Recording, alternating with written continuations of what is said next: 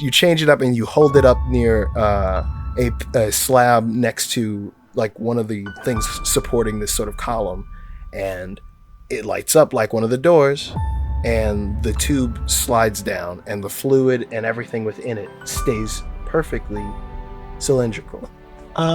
It doesn't move. The thing within, though, with you being so close, shifts its motion towards you and does not sense the glass anymore. And it sort of silly putty slides its way up your arm. Is this good or bad? He's just looking at it like fascinated. Like, now is this a good thing or a bad thing? And it just keeps sort of like shimmy shamming around. Give me, everybody in this present place, give me a charisma check. Oh, fuck. Yay, disadvantage. Oh, a 3. 12. 2.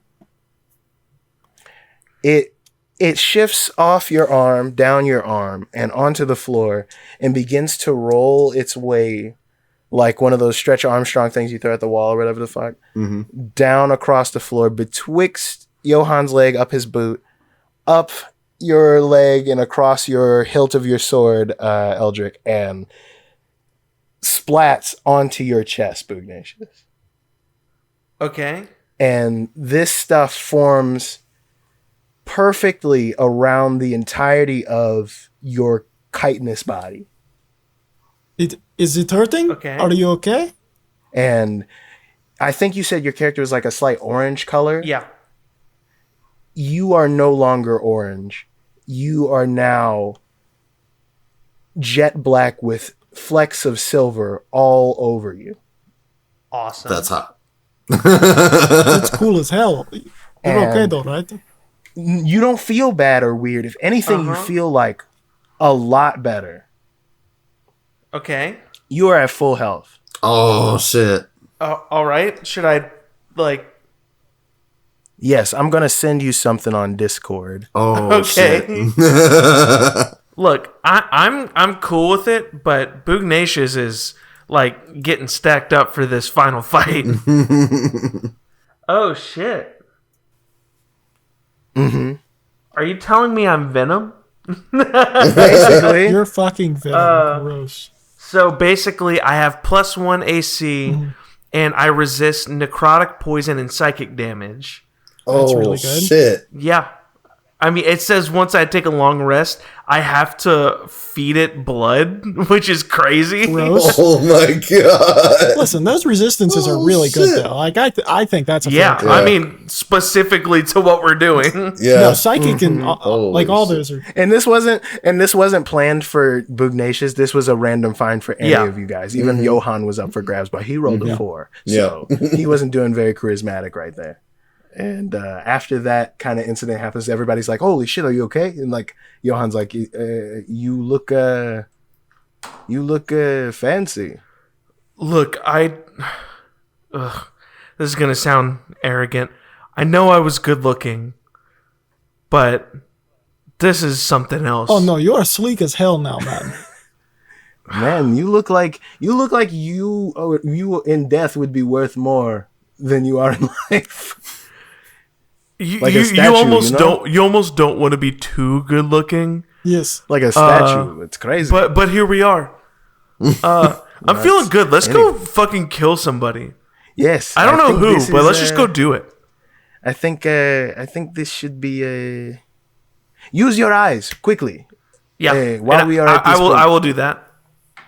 As you go into this trance-like state now, instead of the milky white now, it's like a sort of like slate black Cool. over his eyes as his God. body sort of like shifts, like looking through the vacuum of space as you see his eyes moving in time with the twinkling along his skin. As you now see, instead of the splotches of energy, now you see a silhouette of the outline of each of these now targets that you are looking at. You see Jean now still above the party that is meeting there. You can see the hunched over figure of an older gentleman next to a shorter goblin-esque figure. And then standing before them is a 7-foot tall dragon-esque humanoid.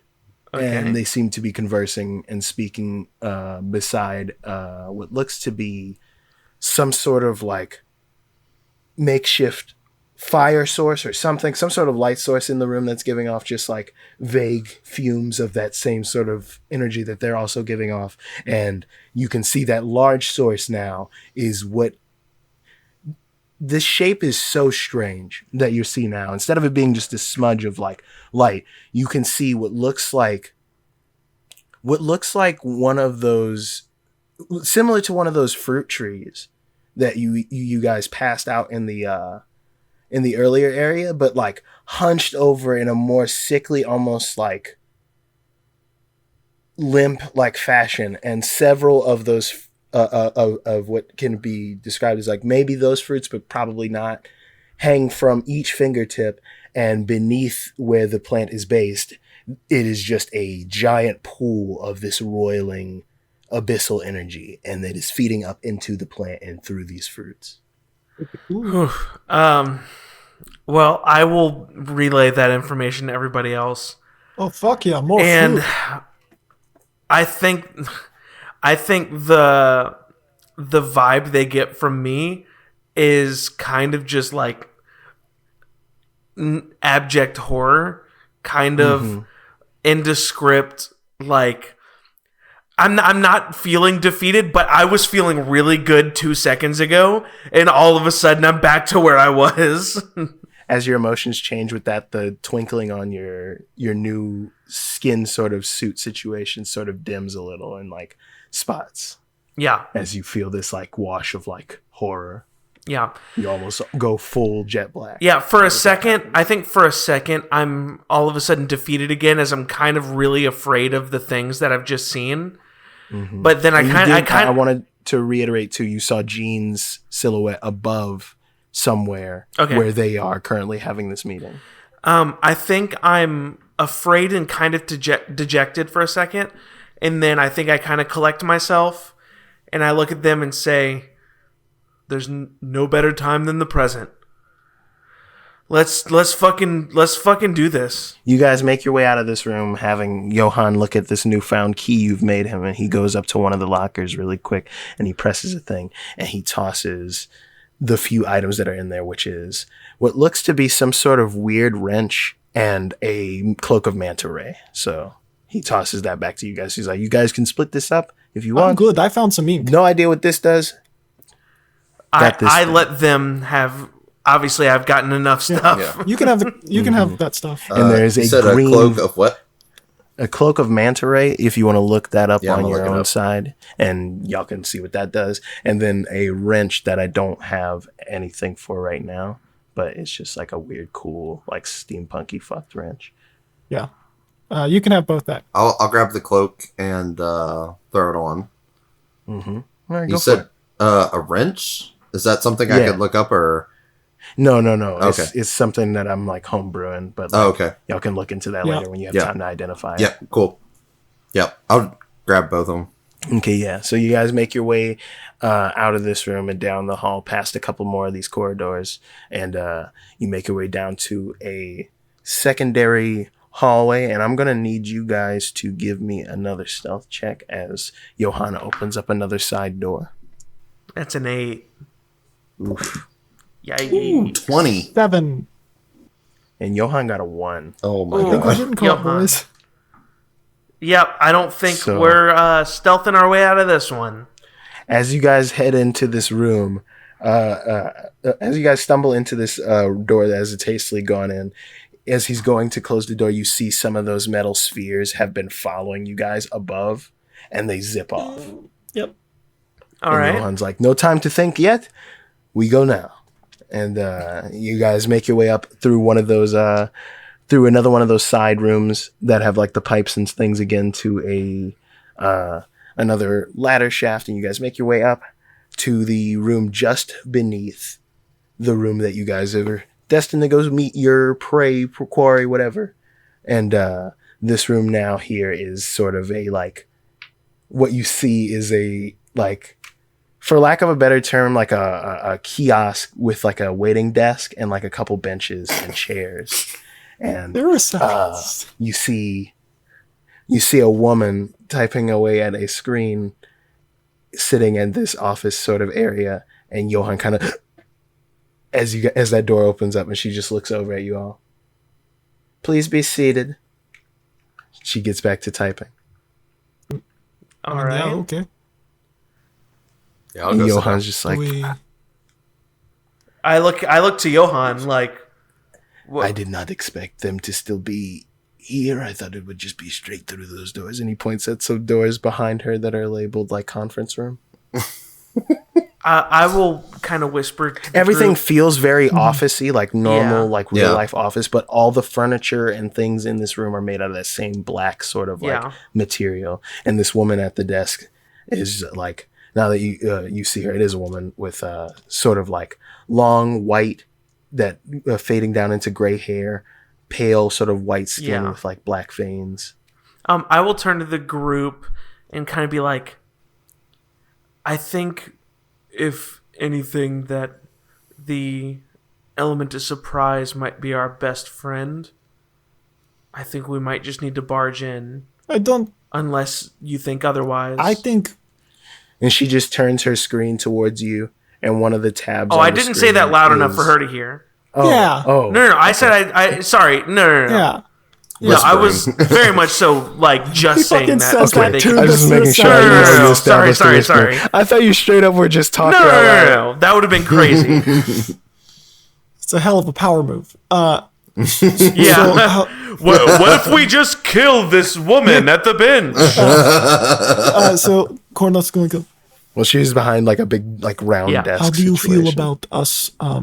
You can see Jean. Maybe we wait to see if Jean attacks and then we barge in. Then? Yeah. What is Jean still like lying in wait?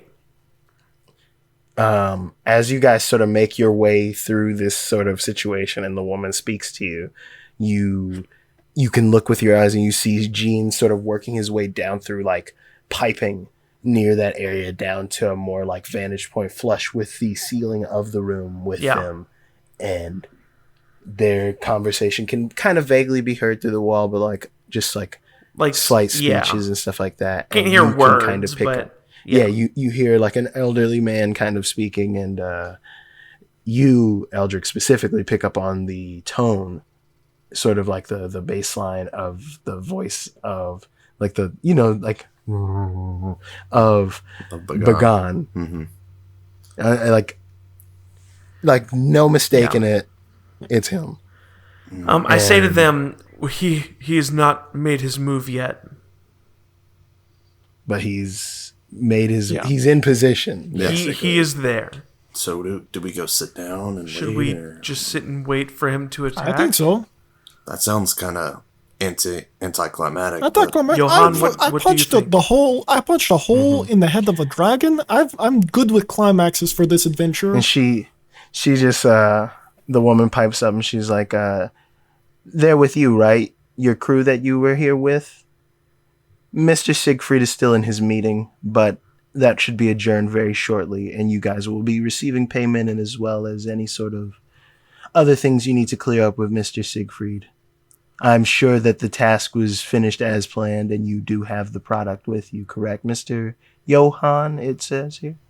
Oh, I pull out the thing which I had grabbed when I shrunk. It's like, oh yes, we have it I think right we're here. minions. I don't think we're supposed to be talking. Go ahead, cousin. Oh, sorry, I hand it to Johan. And and Johan's like, yes, it is here. There was a slight complication with It is tiny, but do not question. Right. He looks back at you. We The did size not is take the shrinking issue. wand. You're overselling. boy. You're overselling. In my book, it says you're overselling. I sit down. Yeah. Yeah. Yeah. And he's just like, there was a problem. The product during an excursion where I lost a few men was broken. To transport it, it was shrunk, but that can be reversed. However, the damage, I am willing to take out of pay, yes. And she's like, oh, I'm sure that will be discussed. But as long as you have the product, I'm sure things should be fine. And it is at that moment, as she's like kind of signing him, and he comes back to sit down with you. You guys hear a large crash in the other room. Oh no! We should go help out. With your sight, What is going on in there? Rush in. with your sight, you see a couple things happen. Okay. You see the silhouette of Jean drop down from the ceiling. There's a tussle between Jean and Bagan, and Jean sort of is struggling to sort of envelop him, but then Bagan's hand just reaches up and grabs Jean by his throat, and he stops transforming into his like webbed out self and is just being held Okay. by Bagan. I'm gonna at that exact instant, I'm going to say to the other guys, "Holy shit! Jean might be in trouble. Believe it or not, we might want to Russian. Let's go. help. He- Russian, I'm getting up and being like, okay, we might need to help. Let's go. And Johan and you guys all stand up and start to storm to the doors, and the lady behind the There's desk a is like, noise. "No, don't." Not please." not even She listening. doesn't give a shit. And She's you just an see as- employee. She's She's like, I just that, work here. You see as she says that, she shifts her appearance to look like a completely different person. And she's just like, whatever. Yeah, yeah. We're rushing in. Now she's just a man. Who's at bursting desk open at the this door? point, and not the same lady. And I feel like I was running and telling you guys if what's were the happening first as one, I'm running. Yeah, you knock the doors open, and Bagan is holding Jean by his neck and looking in Siegfried. So I will say to you, Kyle, I knew that this was happening.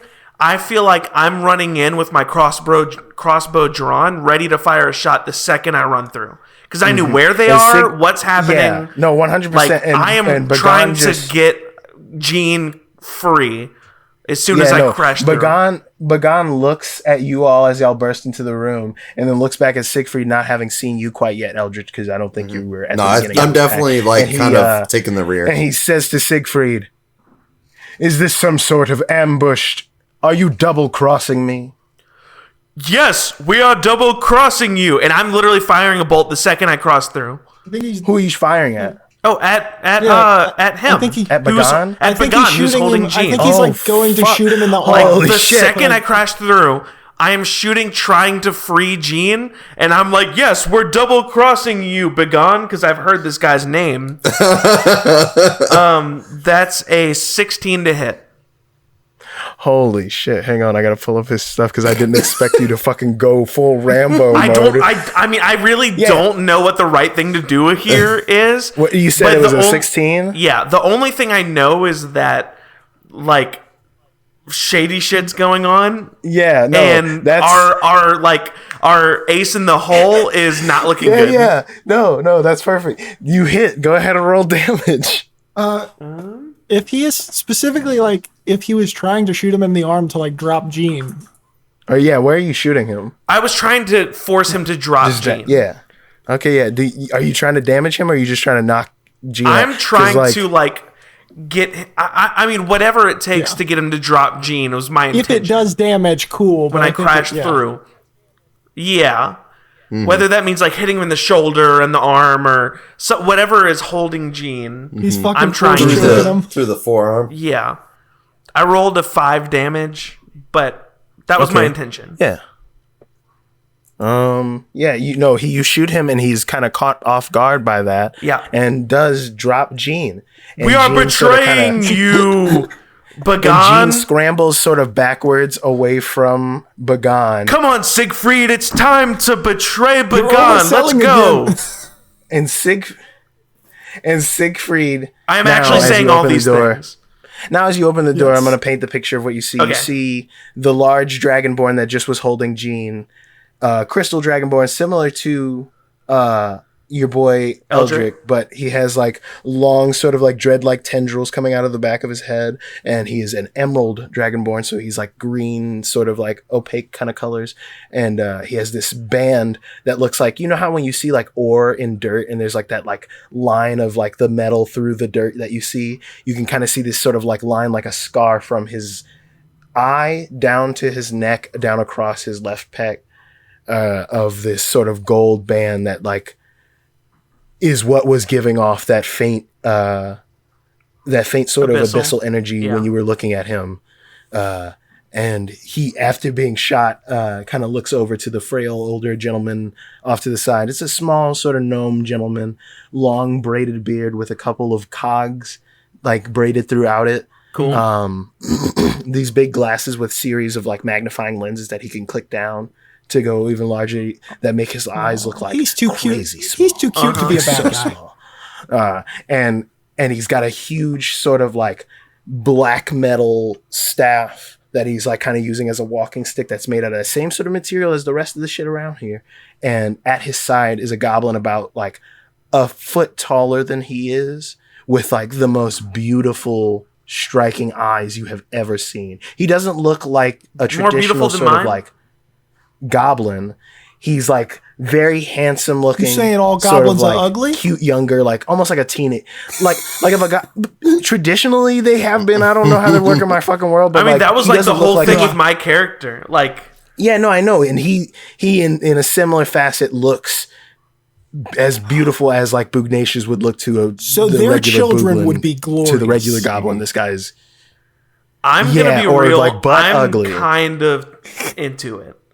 Like it kind of draws my attention for a second. And he sort of like cowers behind the smaller gnomish figure as you guys barge in, and the gnome kind of like looks at you all and looks over at Bagan, and he's like, "I can assure you, sir, I have no idea, but maybe one or two. I don't remember you guys multiplying, but one of them, the Goliaths, I've met definitely. But Siegfried, it's me, Boogie, and it's Johann. We're here. You had tasked us with betraying Bagan. That's why we're crazy here. Weird that Gene is just not fighting anything. And Bagan says, "Enough with this tomfoolery," and he pulls a sword from its sheath. And as he pulls it from its sheath, it looks like the vacuum of space is opening up where the blade is. Like quite literally, like galaxies, stars. It looks like there's an absence of space in this area where this sword is. All right. And he holds it with both hands, and he looks at Siegfried. "I will dispatch with you and take what I need from this place."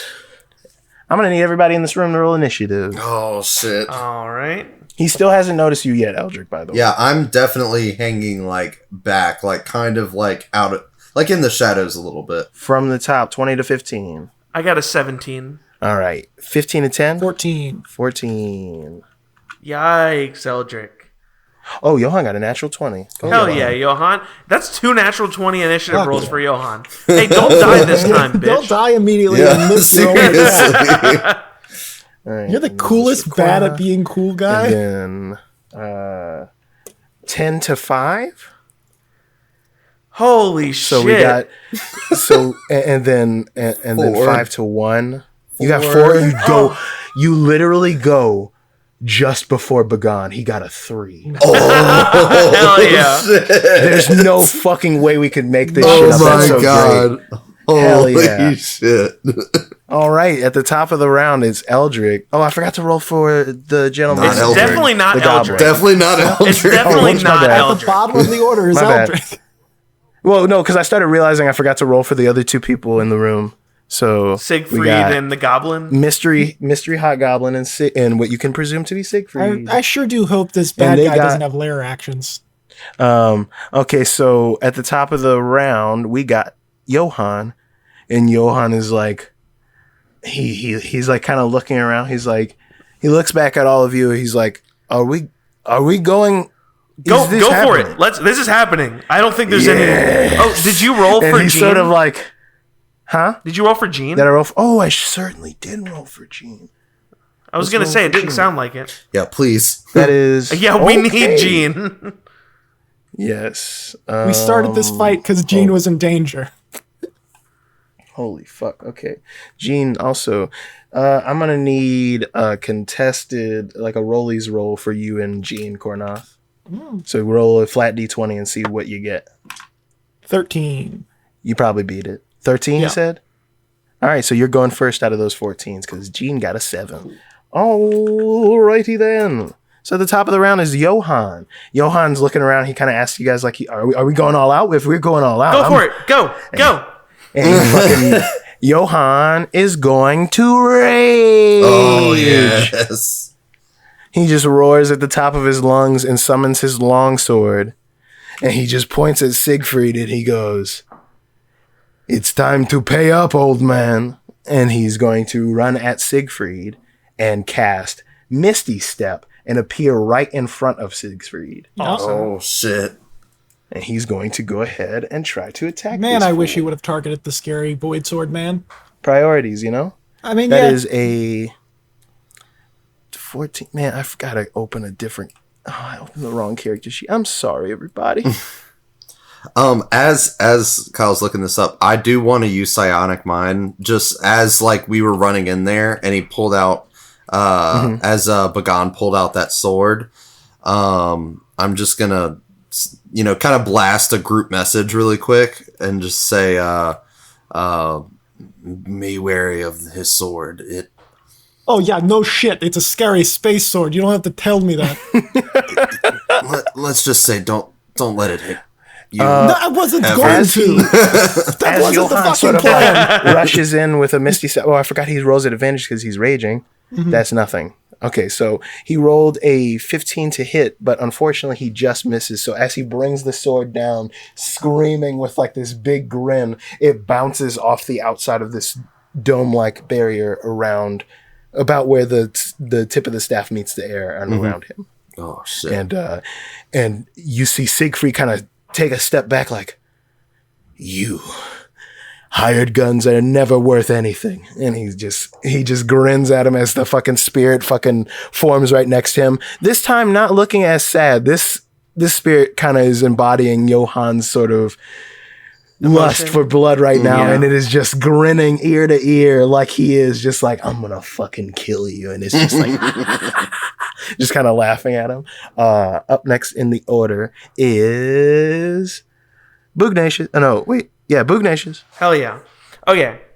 So, once again, not to be a broken record, I'm going to first use my bonus action to cast Hunter's Mark. Go off, King. It's a good move. It's like my only thing I can really do, Yeah. realistically. It's a good open. I'm going to cast Hunter's Mark on Bagan.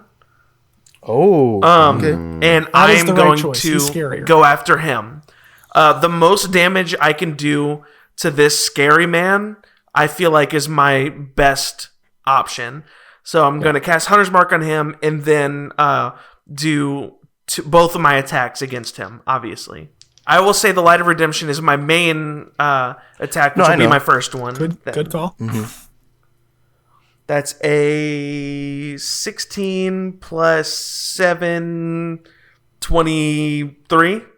If you say this misses, I'm gonna cry. That hits. Go ahead and roll damage. So that's 10 damage plus 4 radiant. Okay. So that's 14 total. Dang. That's a good hit. Good hit. Does the 4 double, being that it's plus 4 radiant? Or not against him? Not against him. no. Okay. But it would double just checking. against some other he's just a man. more potent entities. But Yeah. he's hit with this, and it's sort of like you move. The Light of Redemption feels like you're just extending a limb, like you're just like moving so effortlessly with this, Yeah. and you just spin it over your shoulder and just bring it down across, nearing that collarbone section on his where that scar is, and it sizzles there, and like he kind of winces from that, and just.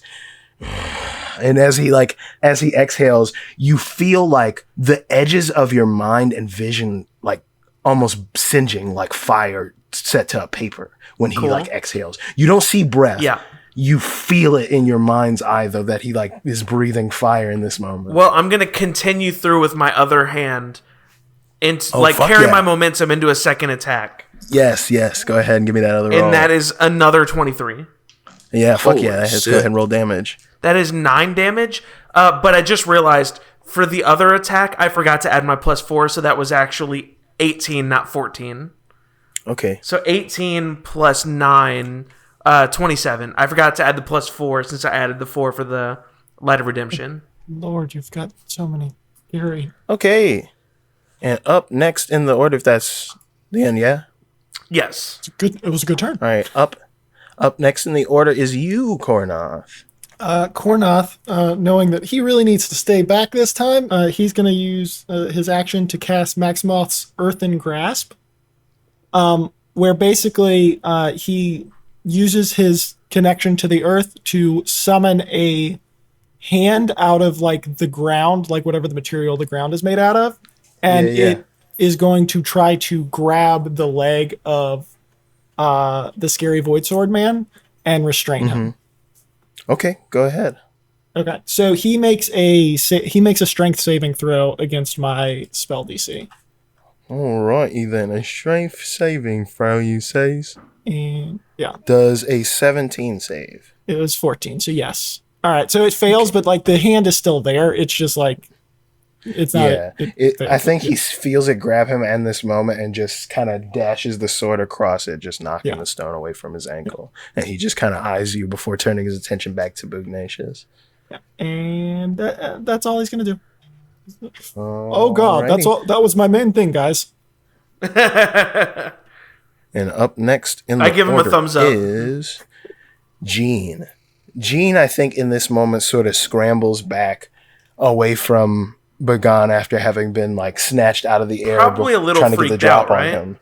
Yeah, he was trying to get the drop on this guy, and he just grabbed him before he could even do anything. And he sort of stepped away and like turns his attention to like just panicked-eyed towards Siegfried, and he's going to go ahead and pounce at Siegfried. I'm gonna shout at Jean for a free action. Be like, "We got this, Jean. I've got your back."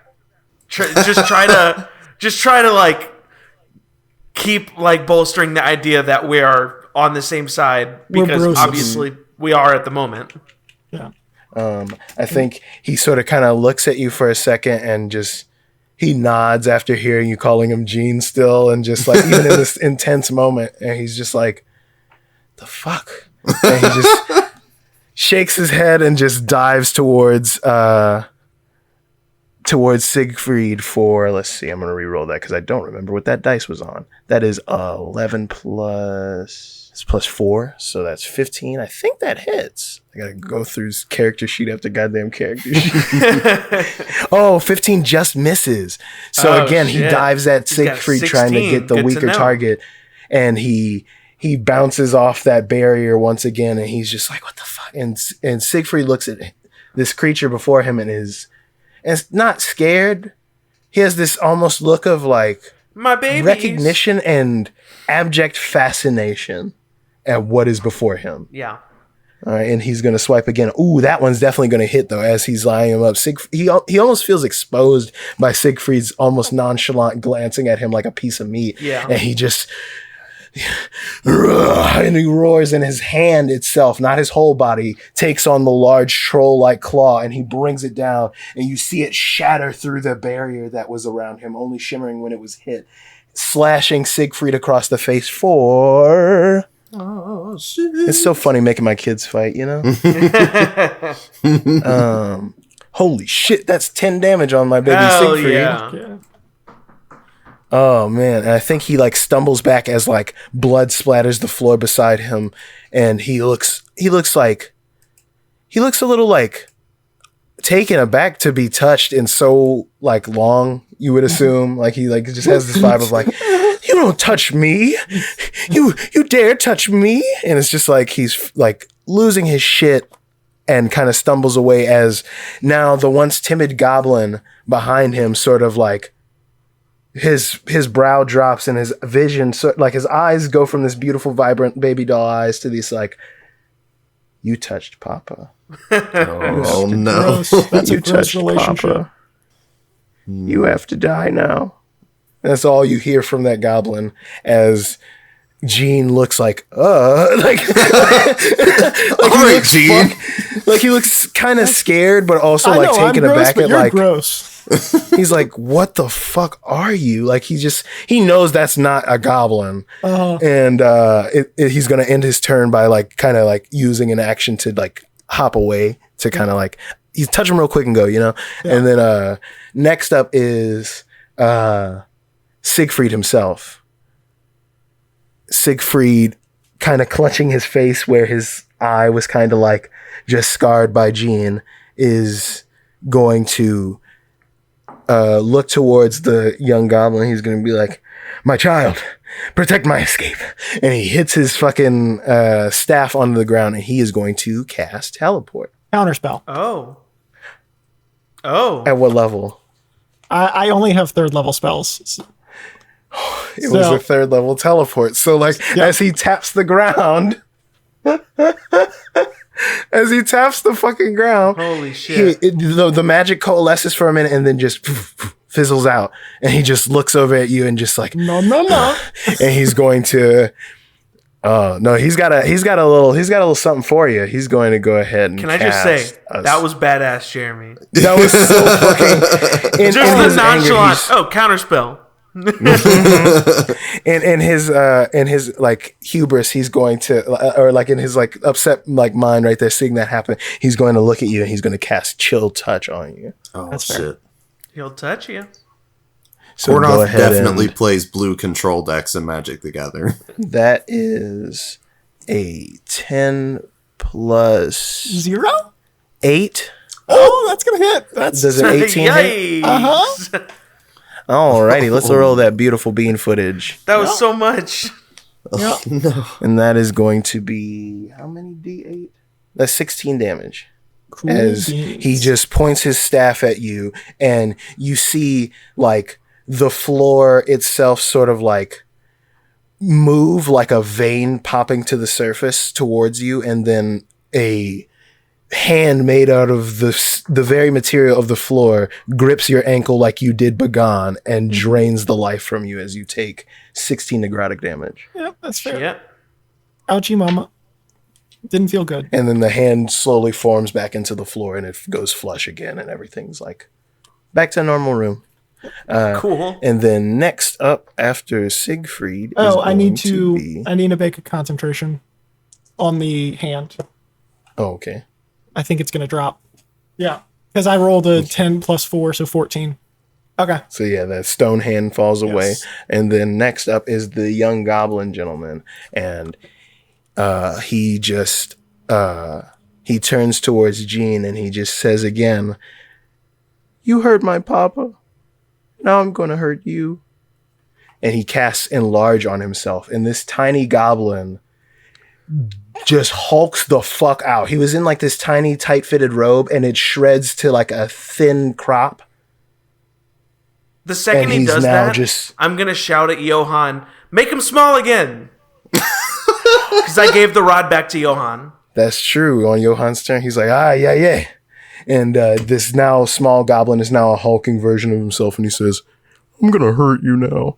Oh, no. I love how also- you and I He both. raises- I love Kyle. I just want to say how I love how you and I both have done the Mission Impossible 3 Philip Seymour Hoffman bad guy in our stories. I was Yeah, like, it has to. It's gonna fit because I wanted him to feel like what's her name from Bob's Burgers, the monotone one that's like a little pervert.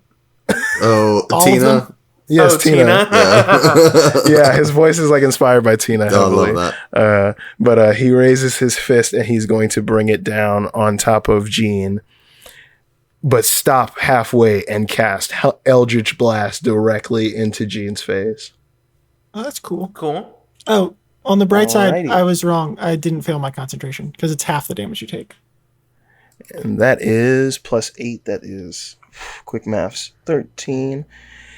He does it and Jean just eats it.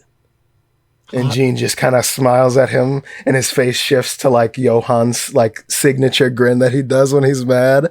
And he's just like, "Oh, what's the matter? I heard daddy." And the fucking goblin just rages and brings a fist down onto his face for another attack. I was literally Alright. just about to say, like, I was like, man, Gene didn't really seem that strong. And then he just ate He that just entire ate an time. Eldritch Blast for nothing. Yeah. And this one's going to make contact, though, as he hits him with his massive goblin fist for a total of 11. Never forget. Nice. But he hits Gene, smashing his body, now comically with just his arms and legs sticking through the floor. And now it is, next in the order, Eldrick. Oh, God. Okay. You Oh, see yeah, I this scene forgot he was in happening this before combat. you. You see this scene happening before you as chaos breaks out in the room. You hear the gentle typing of someone who doesn't give a fuck in the room behind you. So before we like ran into the thing, I knew Bagan's here. I don't really know that I wanted him to know that I'm here. So as I was running through, I wanted to throw up my hood to kind of help mask my identity a little bit. Yeah. Mm-hmm. So I'm going to mask my identity to be fair, Bagan was very distracted. Yeah, for sure. You shot him in the arm. I hit him for like 30 points of damage. Yeah, no, for sure. I'm going to slowly walk up towards Bagan. Mm-hmm. Just not say anything. And that's his whole turn because he slowly walked up. So it took the whole turn. Yeah, for sure. No, for sure. Well, I had a decent amount of time to get there. Let's just say that. I'm not going to say anything. Is because you slowly walked. I'm not going to go into a rage. I think I'm just going to swipe at him. I think I'm just going to kind of like I'm only going to draw one sword. Which sword did you? Could you tell me which sword you draw? Is it Zekna? Or is it Zeknog? Or is it Ifani? Or is it Equifax? It matters. It really does. Yeah. Shit. I think I'm gonna draw Zekna. Zeknog? Okay, gotcha. Yeah. Go ahead and make me an attack roll, please. Yeah. So sounds like the wrong choice to me. No. Nothing's wrong here. Yeah. And I'm gonna take a funeral. Yeah. Yeah. I'm just gonna grip it tightly and then just take a swipe. So, actually, I'm gonna take 3 swipes because I can. Oh, holy shit! First attack, 18. First attack is at 18. Let me see. 18 to hit. 18 hits. Okay, I'm just gonna roll all 3 of these real quick. So 18. I have a 20, dirty 20. And I have a 19. So I have 3 hits on all 3 of those hits. So fuck so 3 hits. Matt. And since I designated, I'm only holding the one sword. That's 1d10 plus 4 on 2 of those. Very nice. So let me get my d10. So you hit first with Zeknog, and as you do, the wood on the hilt burns away, and the hilt itself is sapphire like Zeknog. That's cool. And as you hit, I love that. You deal psychic damage with this hit. Oh shit!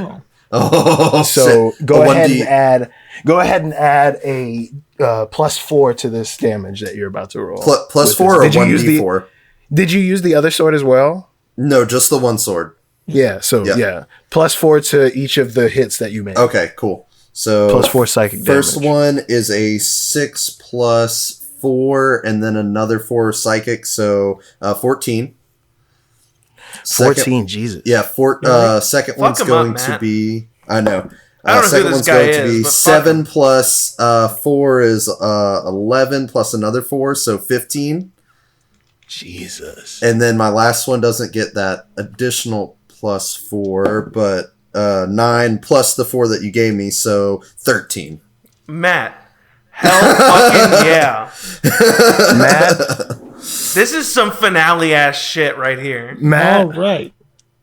Bagan drops unconscious as teabag his fucking ass. Oh. Stick your balls in his goddamn dragon ass mouth. His mouth. eyes sort of turn upon the first hit, and there's this look of recognition and almost shock as you are assailing your dear friend. And he falls unconscious to the floor. As he falls, I think if you'll let me. I think in your mind and his, as this is happening as well, you hear Zeknog lecturing him almost. Like it's not an unspoken, it's like an unspoken sort of thing, but like basically like he's like, you can feel his presence there with you as this is happening. Like, this is deserved. You know what you fucking did. You've been the bad boy. I think if you'll allow it, I want to just in his head just say, Let's get through this, and then we can talk. How? And he drops the sword, and he falls. And the sword, as soon as it leaves his hand, that space that is no space disappears. As his health points presumably drop to 0, I can, as a free action, pass my Hunter's Mark, and I'm going to pass it to Siegfried. Okay. Matt, I just want to say, that was badass. That was incredible. I think now it's back to the top of the order because Bagan didn't even get I'm a glad chance you to got go. to do You guys that. Just, Yes. and, No, I was back I to the was top of the fully order is hoping. Johan. Johan sees that large goblin having knocked Gene to the floor. He's like, good. Doesn't give a fuck. He rushes past him and like almost like rolls off his large back and forms in his hand as he's doing this like effortless spin, his spear, and he brings it down at Siegfried, going for his chest. I'm going to give that a roll here. Holy shit. That's +7? Yeah, holy fuck. That hits. That is 7 damage, and I do believe the spirit also attacks him for... It's a D. Is this Johan's turn? Mm-hmm. Yeah. Oh, I thought he was going to make him small. Oh, yeah. Oh, yeah. He forgot. Because Bonus the Goblin action, though, crew- right? Yeah. Okay, gotcha. Okay. Sure. He slashes across Siegfried with the spear across his chest. And then in that same instance as he's rolling off the goblin's back, because I did say he was touching him, so this would technically fit him. Sure. He taps the wand to him, shrinking him back to his small size. Hell yeah. Hell yeah. And the wand... Thank you, Matt. I Like, forgot. Turns to dust. the wand disintegrates into sort of like black, sort of like ash, and falls onto the floor and sort of like folds into the floor. And Siegfried he's looking panicked. Well, it's a good thing it's my turn. Y'all got the drop on a guy doing a lot of moving and shaking around these parts. After he got hit by Johan, he's just like looking up at him now, kind of clutching his new chest wound, just sort of like wild-eyed, like, ow. And it's your go now, Bugnacious. As a certified nature boy, Freak. as a certified nature boy, I hate everything this Siegfried guy stands for. So I want to fuck his shit up. Okay. So I'm gonna just give him a good 2 attacks. Give me a dexterity save as you go past Goblin Friend. That's 12. Okay, yeah. As you are going in for an attack on Siegfried, kind of beelining towards him, the young goblin with a little bit of magic left in his hand, he sort of like reaches out and like sends like one of those barriers in front of you, and you kind of bounce off of it away from Siegfried, wasting a bit of time on that first attack, but you can go for another attack if you have one. Well, I can dash as a free action, so I'm not worried about distance. Okay, yeah. So like going that the first distance. attack is a 17. Got you. Okay, yeah. 17 hits. Go ahead and roll damage. He's going for speed. Nice. Ooh, that's almost max damage.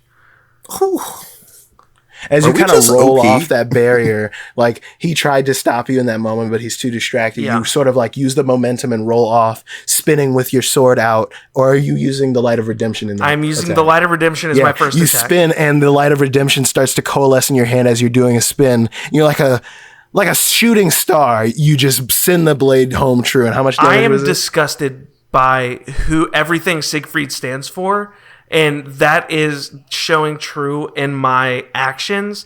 And I deal with my first attack 19 radiant damage. Ooh, man. 15?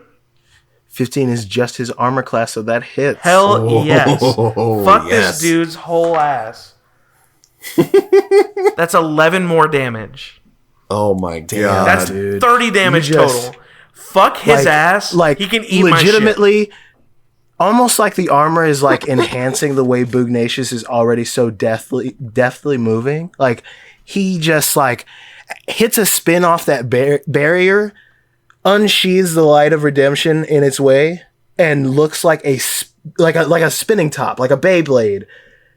Just a blur of black and like shining starlight and just crashes into Siegfried for these 2 devastating blows, sending him stumbling back. He loses hold of his staff, and he's sort of like in awe at what is befalling him right now. He thought he had all his chess pieces in the right spot, but y'all are fully running up on this man. Kick the chessboard. He's not looking like bad, but man's shooketh. He is surprised by what we're doing. He was not expecting any of this. Okay, so now next in the order should be Kornoth? You, Kornoth, yeah. All right, lovely. You just saw, again, some nonsense. Like the craziest shit. You just saw Eldrick unloading on his fucking kin, his brother, his cousin, whatever, you don't know, but he just like a warrior just pulls his hood up and is like, I'm sorry, brother. Then you see Pugnacious come in like a can of whoop ass. What are you going to do? Hopefully it works this time, but he is going to manifest the arm again, and this is a very fun thing that's specific to warcasters. Anytime they successfully counterspell, they absorb a small amount of the magic. So I have the arm actually has a radiant thing, so the next time it hits, something cool happens. So are we just some radiant boys? No, I say radiant. It's glowing with force. Okay, got you. So now Siegfried needs to make a strength save. Okay. And he's an old man, so I'm hoping it goes better than last time. Let's find out. Okay. That is a 5. Okay. So this hand, I'm assuming the hand is made out of this weird crystalline material that if you're molding it from the earth, you notice this stuff sort of kind of similar to how Siegfried used it against you. Like a vein kind of coming up to the surface of the skin, and that hand forms and coalesces again and is going towards Siegfried. What does it do? All right, so it's going to grab his leg and crush it just a little bit. And he's a gnome, so you probably grab both his legs. That's fair. So it's going to do 2d6 damage, and also he's going to be restrained, and like he'll have to use his action to like break out of it on his turn. Hell yeah. Okay, it's gonna be 9 bludgeoning damage, and then in addition, there's going to be a force energy that comes up that he absorbed from the spell he counterspelled that's going to add to it, and it's going to deal an additional 4 damage of force damage to this crush. So now he is restrained. 9 plus 4, so that's 13. Yeah. Jesus Christ. He's restrained. The restraint condition does a couple of things. I think the big thing is that everyone gets advantage on him now.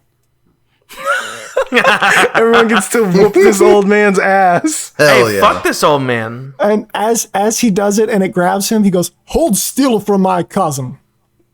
Gene is up next after you, Kornoth, and he rises up from the crater that he was just punched into and is looking for the big target, and then sees the smaller goblin in front of him and just opens his hand up above him like a mouth and begins lowering it over this small goblin.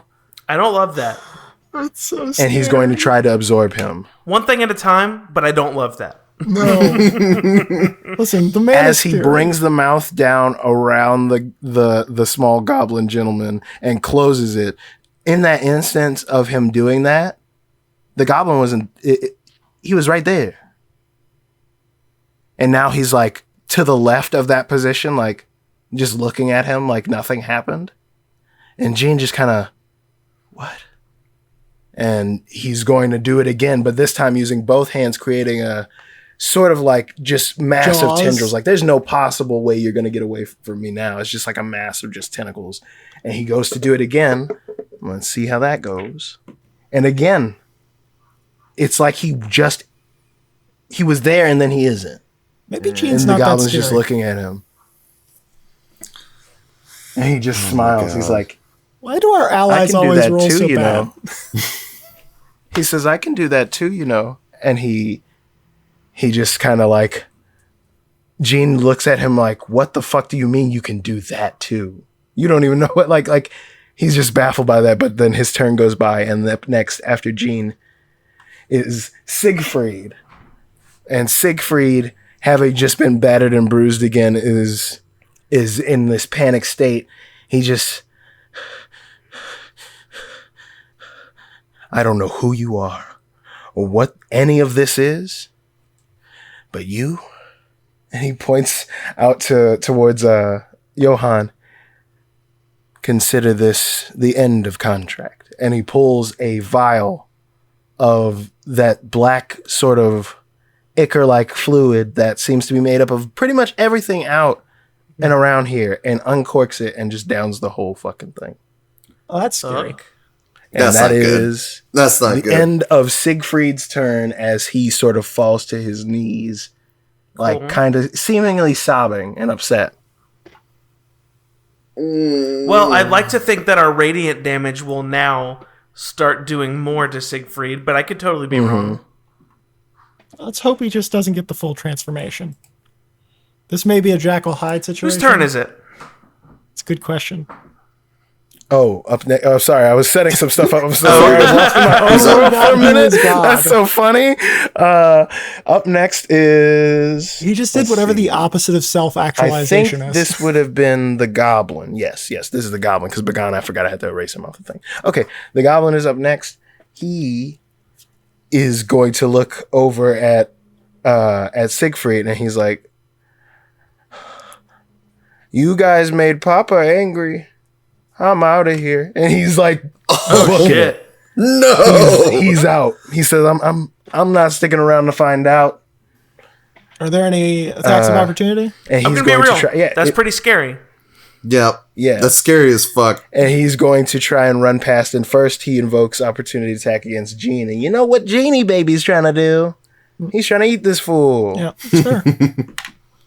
Oh, let's see what the child get. Oh, mid-run, his ankle is snatched by one of the tendrils. Oh, Fuck, God. dude. And fucking Gene dragon. just I'm slowly not looking starts forward to this interaction we're going to have reeling. at the end of this fight. Gene just starts reeling him We have in. been nothing but kind to this terrifying fucking abomination. And the goblin's like scraping his hands across, like his nails against the surface of this stuff, peeling up some of that like shit. He's just like, you don't understand. I don't care what you fucking do to me. I don't want to be here for this. I can't be here again. Not again. Oh. And he's like, well, then shut up and be food. And fucking like sucks him into his shit. body. And you see his hands still reaching out before they sink in like Fuck. into a puddle of quicksand. And My God. And Gene just kind of like pats himself on the stomach very comically, but then he starts to shrink down to about the height of a goblin now. Oh, man. Okay. That's fine. But He's- that intensity that used to come off him now is radiating enough such that it is giving off almost its own pressure, like as if you dropped into another level here. Something All right. about that goblin was a little spicy, and Gene is also now buckled over in pain. Fuck my butthole, dude. No, he literally just took out a fucking enemy in one Hey, hand. we'll take it is it. now One Was thing at a running time. away.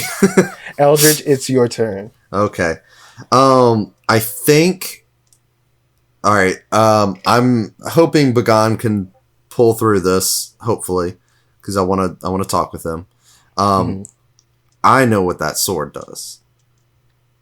I sheathe my sword from Vecnog, and I grab Bagan's sword.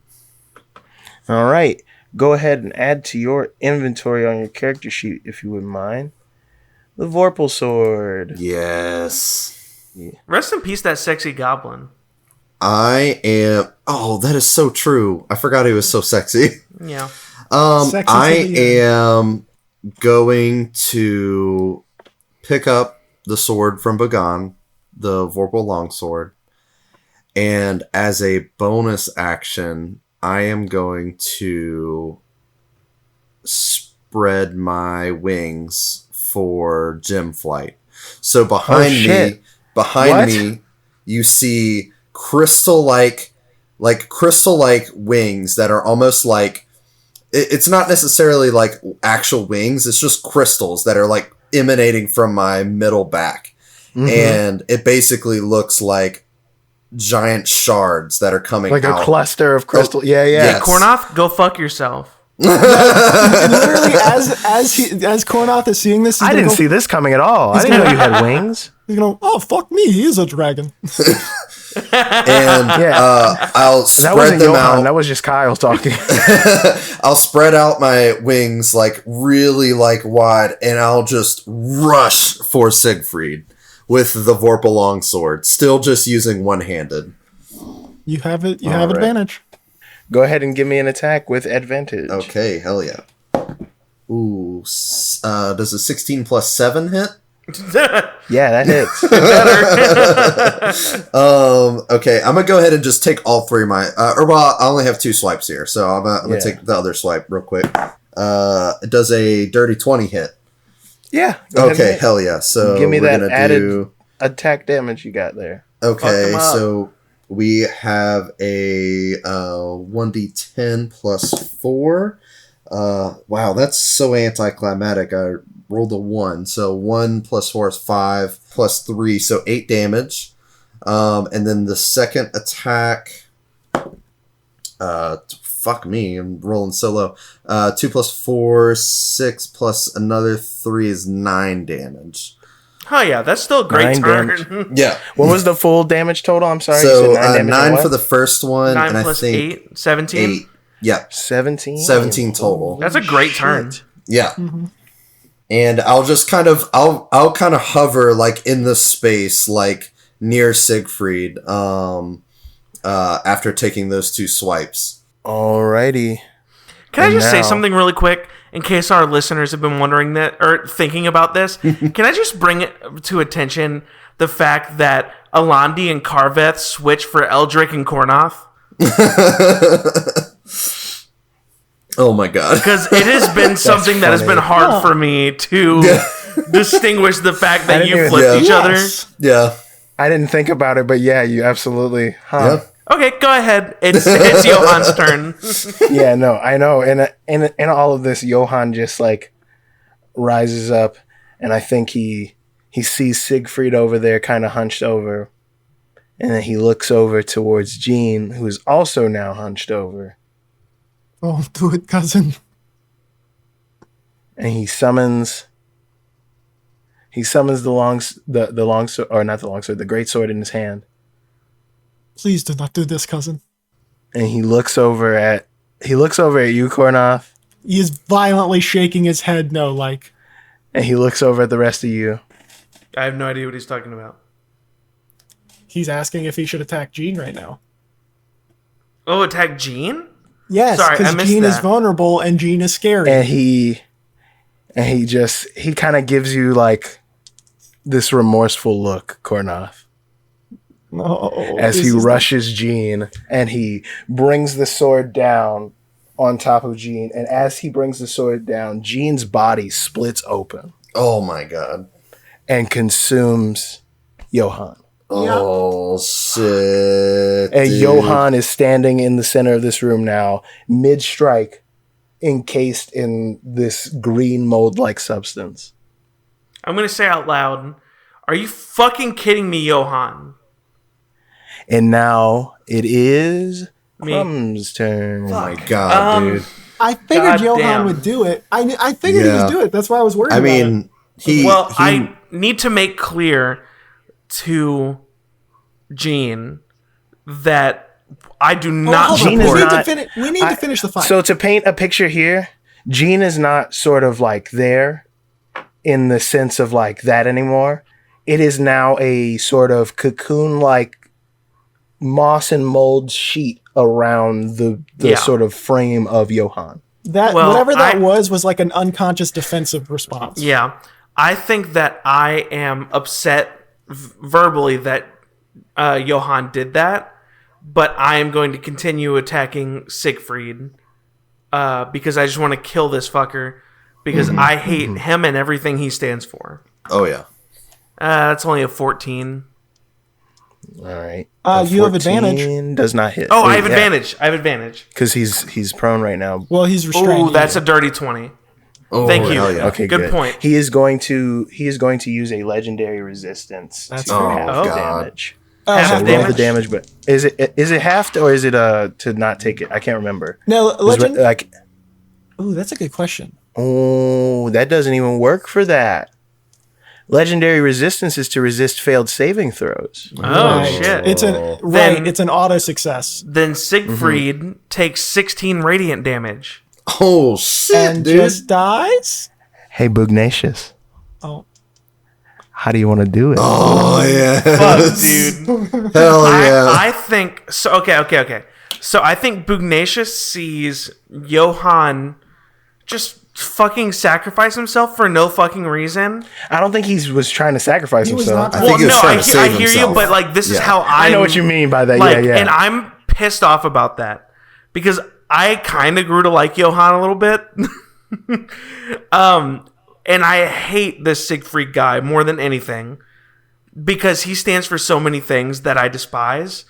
And I haven't taken a lick of damage, so this is none of that. But I am just livid by this whole situation. And I'm also kind of on a high of just like fucking people up. If you've ever been in a fight in real life, you kind of get this. There's a rush you get from punching someone. And I think that Bugnacious is fucking jacked right now. Yeah. And no, I think too, he is stabbing. I mean, he's right now is swinging his Light of Redemption sword, and I think Right. he is swinging both of them straight into Siegfried's neck. and I think in this moment too, you see this rush of emotion. He doesn't have to speak it because I don't think Bugnacious is the type to be just super outbursty, you know? I think the suit lights up as this coalesce of almost like a galaxy forms as you are just full of just this rage and emotion as these sort of flecks of silver in the suit start to form into a spiral in your chest as you just bring the swords down across Siegfried's neck in a clean motion. Like it was like almost if you blinked, you would miss it. And you're sat swords out. The Light of Redemption fades from your hand. And Siegfried's head falls from his shoulder. I think that I kind of fall to my knees and sigh as Siegfried falls to the ground, and as the light fades from my hand, I think I am exhausted. Yeah, I bet. Yeah. Bornoth is going to slowly like take a deep breath and then walk over to his cousin Mold and just say, Jean, I do not know if you can hear me. I beg of you. We rushed in early to save you. You have every right to be angry at him. I beg of you to spare him his life. He is the last of my kin. And he drops to his knees and she's like, I beg of you. Show mercy where he would not. Give me a D20 roll, Jeremy, plus your charisma. I think You don't have to do. I will say from that speech as well, you have a point of inspiration. So well, you can yeah. Definitely be using that. you can roll. You can use that point of inspiration if you like to roll at advantage if you get a low roll. It's gonna be for persuasion. It's gonna be an 11. So That's- hear me out. that's the best I Hear me can out, do. Kyle. I Start selling. still have a point of inspiration that I haven't had the opportunity to use. Oh, do you want to give that to him? I feel I have grown really fond of Johann, honestly, and maybe this is kind of shitty, even more so than I have of Kornoth. Oh, that's fair. And I am I am saddened and moved by this whole situation, and I don't want to see Johann killed in this way. I want to give my point of inspiration to Kornoth as well. If you will allow Okay, it. yeah. No, 100%. I think I will allow that. Go ahead and roll at advantage because you got a bonus inspiration, so you can burn one. Oh my god. Natural 20. Yeah, No fucking way. dude, take a picture, Holy please. shit! Oh, that's beautiful. Oh my Okay. god. I think There's no fucking way. Oh my god. in that moment, a couple things happen. I think as you drop to your knees and say that, it feels like everything sort of like has dropped to a stillness. And I think in the silence, you don't get a response from Jean, but you start to see a chip and then a crack and then another sort of splintering and another crack as the moss begins to dull and gray and clumps of mold and these growths stop pulsating and also gray over, and they start to fall away. More and more chunks fall away, and then underneath that, two figures emerge. The little goblin and a now standing before you, magical weapon having dissipated, Johann. But along his arm, where all his tattoos and markings and scars are, you see faint green moss. Ornoth gets up and hugs his cousin. I think there's like a brief sort of pause, and the arms go around you and you are embraced again as well. But it doesn't feel like off or anything. It feels like this person is accepting this because they are frightened. And they look up at you and they see a look of recognition, but there's also still this abject fear as they speak up and they say, "Where am I? Who are you? What is this place? Where are we?" And you see features of your cousin as you're now getting a good look at this person. And you see features of other people and other entities throughout their face, like a new entity that is an amalgamation of all of these varying people that Jean had previously absorbed, is what you could assume from this, just from your discerning eye. He looks at him and he just goes, "I do not know what you are now, but I know that you are still my cousin. The last of my kin, the last of my people. No matter what form you take, you will always be my kin." And he hugs him even tighter. And I think I walk beside them and say, and even more, I put a hand on both of their backs. A friend. And he sort of gets teary-eyed as he's like, I'm almost getting looking teary-eyed. around it. Shit. He's looking around at all you guys, and you guys are all like, his friends in this area. He doesn't know anything. And he just starts crying. While all of this is happening, I do want to be mindful of Make sure your friend's not dead. yeah, make sure everything's Just give him okay a over kick. there. Yeah, I do want to go walk over to Bagan and check He on Bagan. He made one success and 2 failures. Okay. Can I stabilize him? Yeah, have go to ahead, roll. give me a medicine check.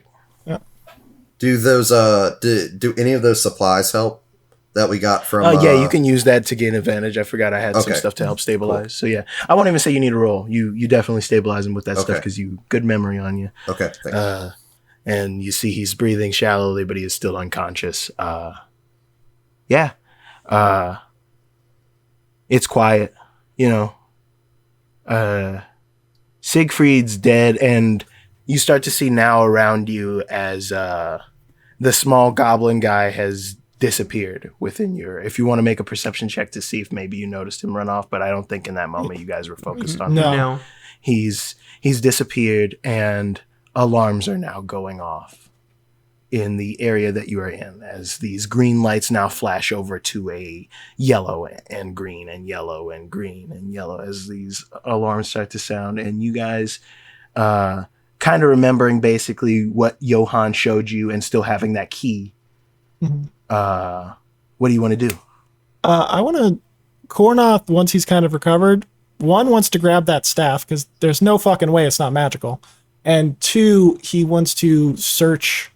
He just wants to search him to, like, find keys or whatever, because he at the end as of the you day... get closer to Siegfried, you can see that, like, the blood that once poured crimson starts pouring this blackish, sort of brackish color from the transformation he was potentially going through. Mm-hmm. But you guys were able to stop him before that sequence was had come to fruition. But you can see that same sort of stuff that you studied within Jean and within the various parts around here. It's that same stuff. Something scary was about to happen. Yeah, something scary was really about to go down. And now, as these alarms are going off, you kind of gather your wits about you and everything, and you find you gather up the staff, and you could see as you were picking it up, it was like almost like a magnet, like clinging to the floor, being eaten by the substance, but you pull it off. Mm-hmm.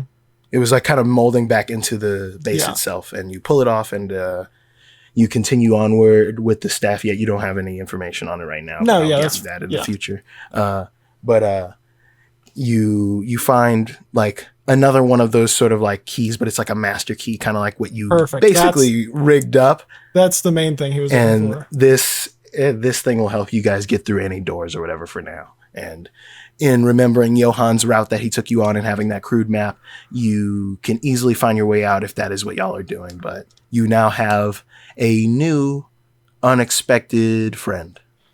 To be clear, and this might not be like obvious, the alarms don't sound like, it's more like it's intruder's like alarm. Yeah. Woo, is it getting faster or anything? No, it's not like someone who's arming something to be destroyed. It's like someone is warning the rest of the people who could be within here, like in the dorm area y'all knew about. There's some people who just killed Dad. Kornoth is going to turn to them and it's like, first and foremost, I am a member of the Restuary, and that the room we were in previously was filled with many artifacts that were no doubt stolen. I would ask of you to help me guard it until the reinforcements from Restuary could arrive.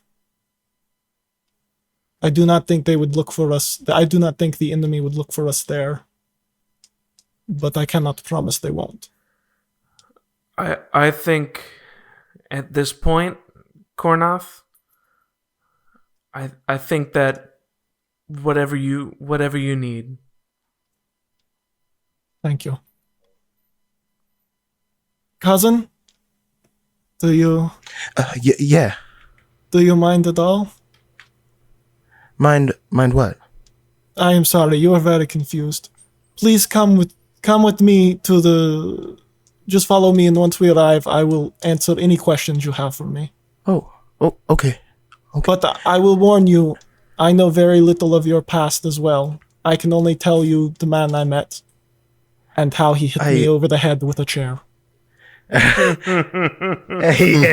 think he genuinely kind of laughs. I think he genuinely does laugh at that. He's like, "Fuck, that's so good, Jeremy." Man, God damn. And you guys, I think you guys hear a ruckus coming, but you were able to make it through those back channels that Johann showed you, and easily make your way out of the base. And with all the stuff, with the artifacts.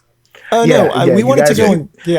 With the limited resource of you guys carrying whatever you could personally carry in your bags and stuff, I'd say each of you could like theoretically carry 4 things. So I thought we were waiting. I thought we were waiting for reinforcements. My plan was to go into that room and wait for reinforcements, because she had said reinforcements were in the way. Like we were going to hide out in the base and wait for reinforcements. Okay, so you guys are going to hold up in the artifact room? Yes.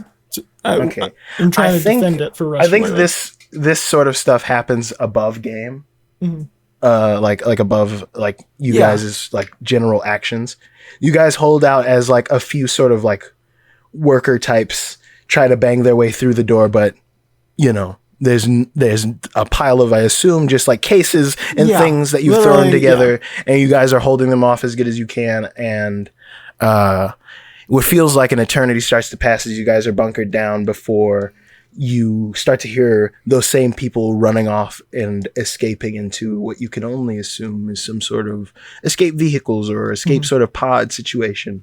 And or escape before it's all said and done, a looming shadow passes by the barricade and you see a single red eye shift and look into the room at you all before continuing down the hall with the rest of the people towards the exits. And you can presume that this was maybe one of the other children that Johann had mentioned. He didn't stop, but it looked like if he wanted to, he could have. Yeah. Mm-hmm. He chose.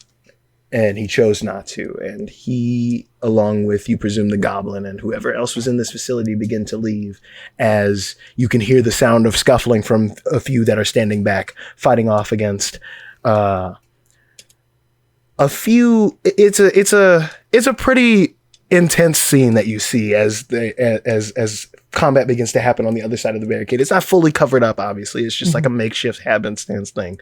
But you see someone clad in a black uniform that's denoting to sort of the same workmanship as this area that you've been in take a flying knee to the face. Hell yeah.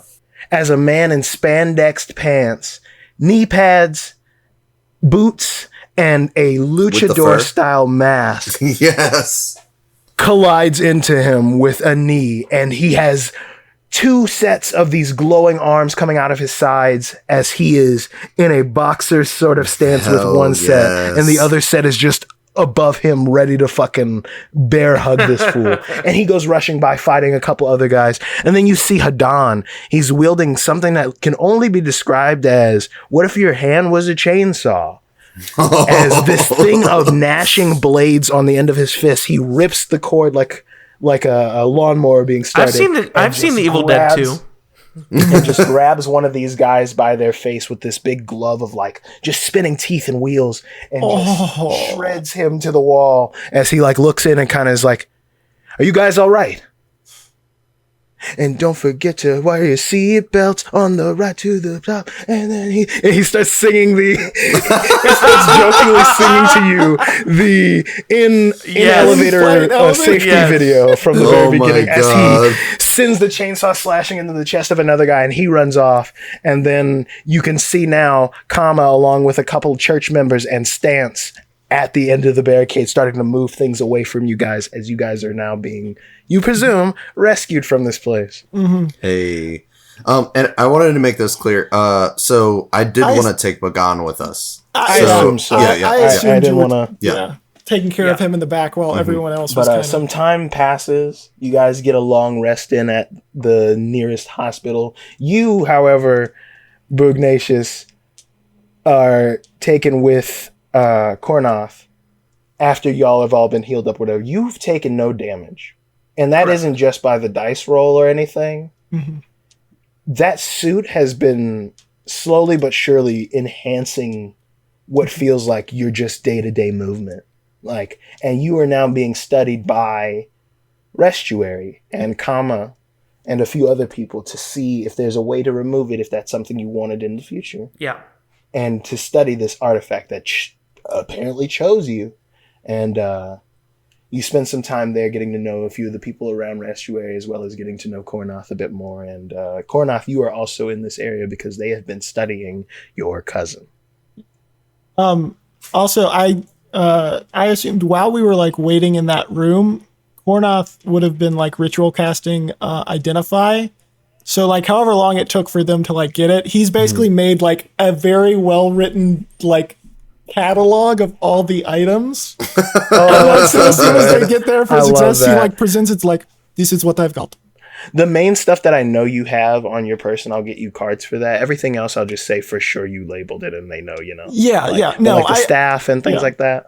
The primary thing wasn't to like get magical items for him. That's not the whole point of Restuary is to recover magical items. This is a whole room of magical items. I think there's some downtime in between the testing that they've been running on your cousin and you guys are kind of waiting in like a sort of like artificially made like open foyer. Like it looks like there's a holographic screen above you that looks like clouds, and like there's a few actual normal trees and a bench in this little park kind of area, and you guys are all able to sit for a couple hours out here or go to the mess hall and eat or, you know, do whatever you want. You're not prisoners or anything, but I feel like I'm definitely hanging around as well while the experiments I'd are say happening. This is the first time in about a week that you have seen each other since the incident. You've been being studied, Bugnacious. Were they okay with... I assume Kornoth was with his cousin the entire time, unless they had a problem with your cousin in Kama. Things were sorted out. You explained your case to them, and they were like, you guys have went above and beyond. Like, of course you're a part of fucking Restuary. Why would you ask about that? Like, kind of situation. And then, so you're not upset about the whole broken gene pipe? I mean, that's awesome. Listen, that is the least of our concerns. That entire base is like finding the world's largest nugget of gold. That is the amount of studying and time it will take to understand everything in that place. You've done beyond your station.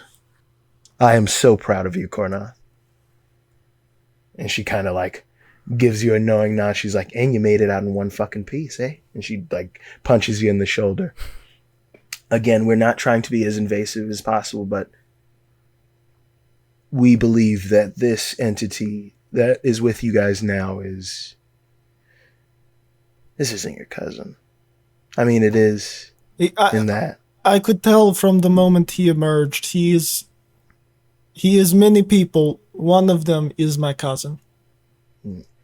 The potential in what this means and what this precedent that's set here is insane. He adapts to situations at a remarkable rate. It is a miracle we got any research done. You cut him once, you got to get a sharper blade. You try to scan him with some sort of magic. It's like he's got a built-in firewall. He is an enigma. You're not prisoners, and he won't be kept here, but he has no home, so I'd assume he could live here with you. Absolutely. Especially since he is, he doesn't seem to have proper memory. No, it's almost as if the overhaul of whatever traumatic events these people or this person has gone through have sort of full system restored him in a way. Yes. It was too much for one body to embody, so to speak, and they sort of coalesced into this one new entity. And as far as we can tell, completely fine health-wise. Healthy as a goddamn plant. He's like, we did notice again the abyssal sort of black blood is what we've been labeling it as now, still runs through his system as well. But other than that, there's no signs of this Gene fella, no signs of that dragon you fought, no signs of the other people, just this new person and some remnants. You know, something to keep an eye on, but nothing of pressing danger right now. Do you have any questions for us? And this is Kama still talking to you. She kind of holds down the fort in every sort of area within here, so like the chief of medicine or something in this case. I have many questions, but I think most of them are the same as yours. Yes. We are still going through the catalog of artifacts that you sent us, as well as trying to make sense of what Siegfried was planning or even trying to do with this place. It's all a lot right now, and there's still a lot of leaves scattered to the wind. Oh, also, if you meet that Eldritch fellow, We have Bagan in our nursing ward as well. He also is suffering from a bit of memory loss, but he would like to leave very much so, is what he keeps saying. You can have him come visit as long as you're on the premises. He's again, I don't think, a prisoner. We have no evidence that he was, involved other than the fight. Yeah, no, I think I will contact. Oh, speaking of which, and I can't believe I didn't think about this. I do need a new tablet thingy. Unforeseen circumstances. Yes. I am sorry. It's okay. That's fine. These are dime a dozen. The little beholder floats over to her hand, and she connects it to like another one, almost like they look like the little Switch controllers that you can take off, and he just opens it back up to a new tablet and just passes it to you. As you guys are kind of making your way out of here to the courtyard, you kind of at this same time as well, Bugnacious, you're kind of getting a rundown from the few scientists and nurses that like run things over with you, and just being like, yeah, just come back. We just need to do a bit more research, see if we can't get a sample. Again, it's very hard to peel off of you, what with it being a part of your chitin skin. Yeah, chitin body. Chitin. There you yeah. I do appreciate you not just doing it forcibly. You're being really great. No. I do appreciate you guys that. have been through a lot, and the last place you need to deal with stress and anxiety is the doctor's office. And he just kind of gives a chuckle and he walks back as he led you to the door to the sort of courtyard, and you meet up there right as Kornath and his cousin are entering to the courtyard as well. Little Crumb, you shiny obsidian bastard. Good to see you. How's your cool new flesh? And he goes to give you a handshake, like a hearty handshake. Yeah, I pull you in for a hug. I pull you in for a hug, straight up. Yeah. You do that almost reflexively to pull him in for the hug, but like you really pull, like even with those big ass gauntlets, like you pull his ass in. Oh yeah, for this hug. 100%. And you fully through your gauntlets feel this tug, and you're like, what the fuck? Yeah, I say to Kornath, I put one of my hands on Kornath's arm and pat his cousin on the back, and I say, Kornath, cousin, it's been a lot. And he's like, hello, Sparkly Man. It is great to see you once again. I must be honest. I've been thinking. I do that a lot now too. Tell me which you prefer. Yohin or Jinhan? What's that? I think I like Jinhan. I think I like Jinhan as well. What is that? Well, cousin, I believe. I think that's you, our friend, cousin. Jinhan. I like it. What does it mean? Kornath sends you the message about Bagan, and I think you go to visit him in the Restuary Hospital after all is said and done. Where were you spending time for a while after you got back that week? I think when we got back to like you got patched up. Where'd you go? Yeah, we got patched up. I think I just made sure everybody was good. Honestly, I think I kind of like just disappeared a little bit. Mm-hmm. Did you go back to the Underwood? No, I think I would have been literally hanging around, but like in the shadows a little bit. All right, Batman, I like it. Yeah. So what's that weird guy doing on top of the building, just staring? Justice. And he pulls the sword out and he just disappears. Yeah. And I will clarify, I kept the Vorpal sword. I kept that with my other two swords, so I have 3 on me. But I think I'm just kind of laying low. I think I'm very close. I'm nearby, but basically I'm just like kind of going over in my head over and over and over and over and over again the conversation that is about to happen, and just trying to find the right words and coming up with something and then scratching everything and then starting all over and then going back and then like just trying to figure out exactly what I'm going to say to Bagan when I see him. And I get the text from Kornoth. I think for now you guys are also honorary members of Restuary since this completion as well. I think I'll kind of just, low profile, kind of just make my way in, talk to who I need to talk to go speak with Bagan. Kornoth also sent you a picture of all three of the other guys hugging as like a friend picture, like a selfie. I'll like it. I'm assuming I can absolutely. like it. You don't respond. You just like it, like an iMessage. Yes, I just like it. You double tap it, and a little hologram firework shoots up and then splashes back down. Yes, I love it.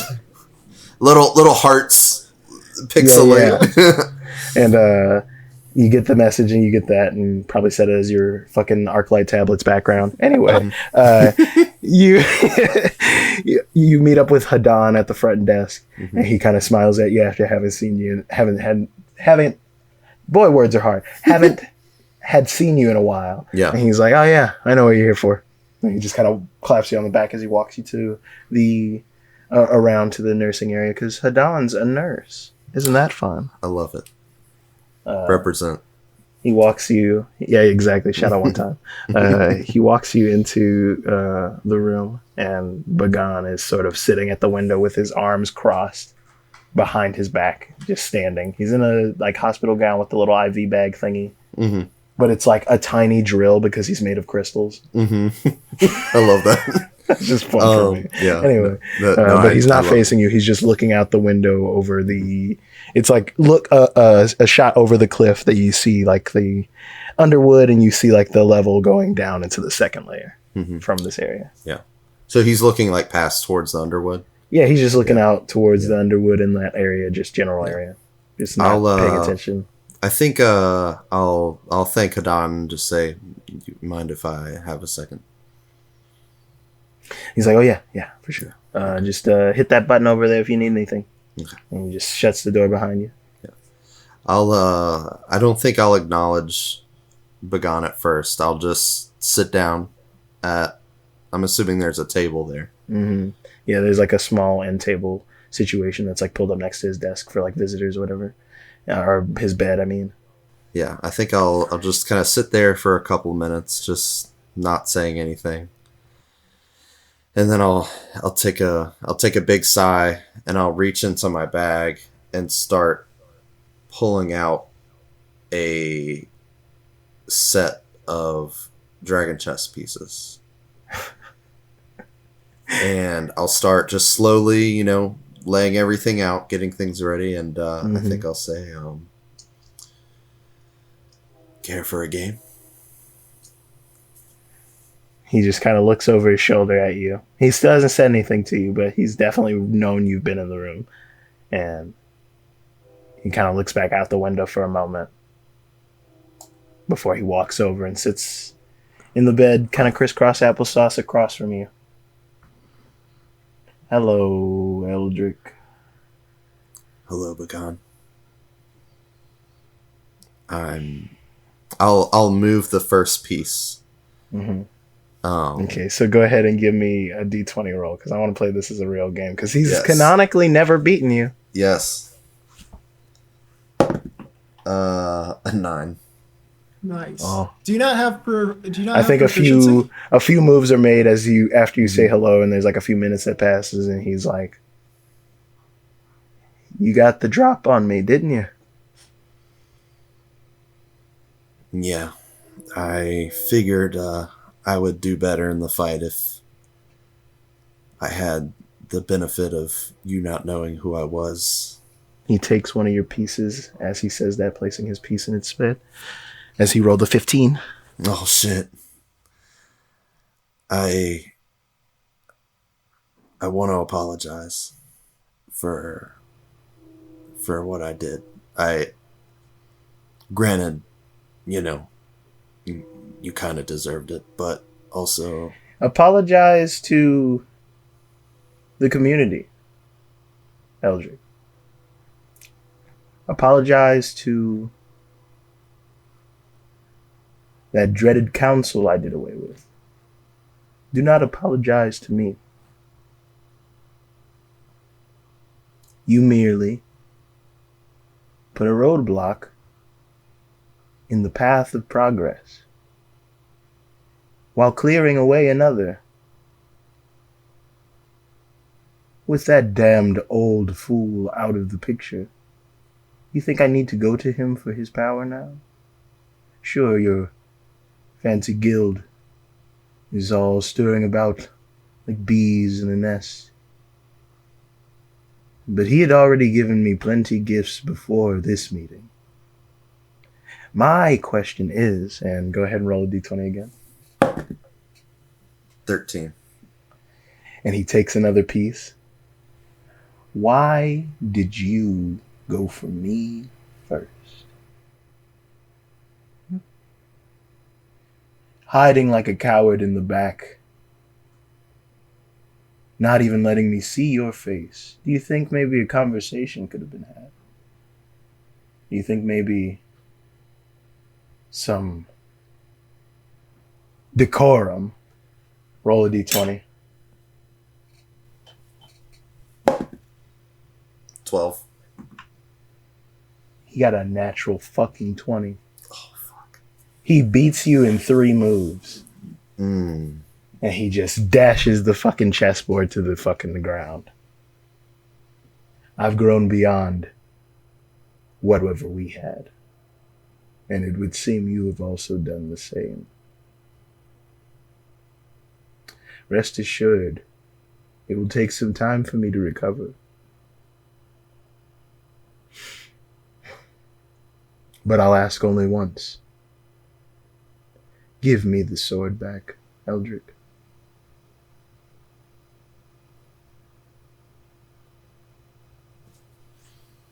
I think he'll sit there in silence for a couple seconds and just look down at the chess pieces scattered across the ground. And then he'll look up. Because I'm assuming he stood up when he did Yeah, that. he stood. He stood out of the bed at this point, having pushed everything to the side, like the little desk in front of you, and it's just you sitting in the chair and him looming over you. I'll look at him straight in the eyes. Make me.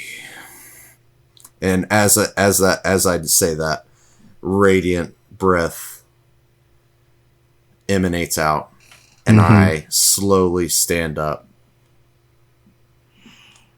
And kind of... Yeah, you loom over him. You're slightly taller than he is. I walk over next to him and just kind of touch chests. In due time, dear friend, in due time. I told you I would ask you but once. And he turns away from you. And in an instant, he teleports, leaving behind just the hospital gown. So he's buck-ass naked somewhere? Yeah, he don't care. He's one of those motherfuckers that'll pick up a sword covered in blood, butt-ass naked. He's hot as hell. I made him hot as hell. Mm-hmm. Picture in your mind's eye that he's hot as hell. Mm-hmm. I'll reach out with my mind. Mm-hmm. Because I feel like I know what he's about to do. Mm-hmm. I'm just going to say, I haven't given up on you yet. I still love you. We cut away now as we leave that scene. The camera sort of pans away from you, Eldrick, as we are gonna leave the scene. You remember the game at the beginning, everybody? And we just see a couple things. We see the restuary teams moving items from the lower levels back into restuary proper. They've now carted off the tree that you saw in your vision, Bugnacious, and they are studying it, but it is like an off limits, no one touches it, no one does anything with it thing. And they can't shut down the base because all the tubes and pipes and veins of this building are attached to this tree. So to do that is to destroy this artifact that they know nothing about. It is foreign. This is not an old artifact, or if it is old, it's older than old. Yeah. And you see a few people just sort of like monitoring it, taking photos and doing simple test things with like sort of biohazard style, like fantasy garb as they're like collecting samples and doing these things. Then the camera shifts focus and it is a night visage of like a new upgraded suite with our boy Kornoth and Jinhan both hanging out in their dorm. Kornoth at a desk like we saw him at the very beginning, studying amongst a pile of books and strewn about papers, but now a window beset to the side as you see bioluminescent plants beginning to light up and denote that the nighttime is upon you. Jinhan sleeps soundly in the bed right behind Kornoth as he is continuing to research what happened to the gem and his gauntlets. We then pan away from that scene and we cut to another scene of Bugnacious. Where would you be going at this moment, in this time frame right now? Like after having said your hays and how are yous to your friends, where would you go from Restuary? I feel like Bugnacious would feel a little lost after this. I feel like Bugnacious felt a little lost for a while, just kind of helping whoever needs it. Mm-hmm. I feel like this mission really gave me a sense of purpose. Mm-hmm. That now that this mission's over, I kind of feel a fresh hole again. Mm-hmm. You since being a honorary member of Restuary, you have an Arclight tablet, and a message comes across your tablet. You hear the notification sound, ding, as you have a unread message in your message box. Do you open it? I do. You see an invitation from one Beetleboog Jack to seek an audience with his guild leader, Lady Milduda of the House of Shrubbery. He put in a good word for you as you read along, is happy to see that you all made it out, and if you were looking for somewhere to stay and some steady work, he's got it for you, and so does Lady Milduda. I think Bugnacious looks down at this tablet, and we kind of see a smirk grow onto Bugnacious's face as the light from the tablet dims. And now we're going to cut away finally to you, Eldrick. Where would you have ended up after all this?